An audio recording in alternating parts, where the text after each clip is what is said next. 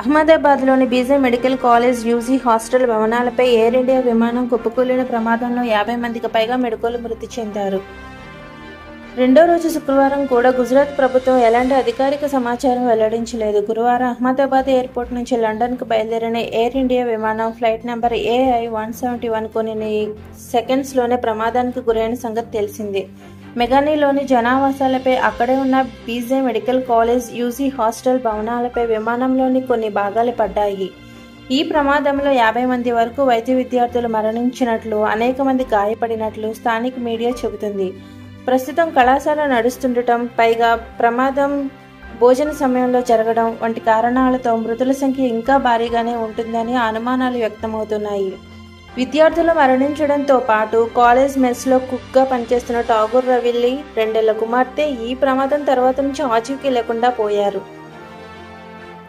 స్థానికులు కూడా పదుల సంఖ్యలో గాయపడ్డారు. వీరందరికీ అహ్మదాబాద్లోని సివిల్ ఆసుపత్రిలో చికిత్స అందిస్తున్నారు. ప్రమాదం గురించి గుజరాత్ రాష్ట్ర ఆరోగ్య కుటుంబ సంక్షేమ శాఖ అదనపు ప్రధాన కార్యదర్శి ధనంజరు ద్వివేది మాట్లాడుతూ, విమానం కూలిపోవడంతో విద్యార్థుల హాస్టల్స్, స్టాఫ్ క్వార్టర్స్, అనేక నివాస గృహాలు దెబ్బతిన్నాయని చెప్పారు.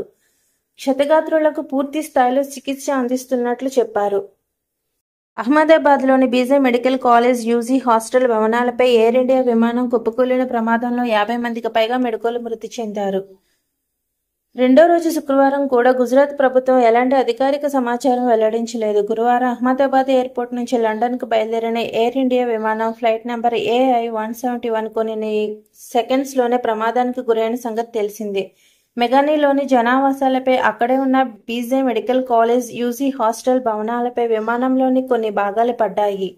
ఈ ప్రమాదంలో 50 మంది వరకు వైద్య విద్యార్థులు మరణించినట్లు, అనేక మంది గాయపడినట్లు స్థానిక మీడియా చెబుతుంది.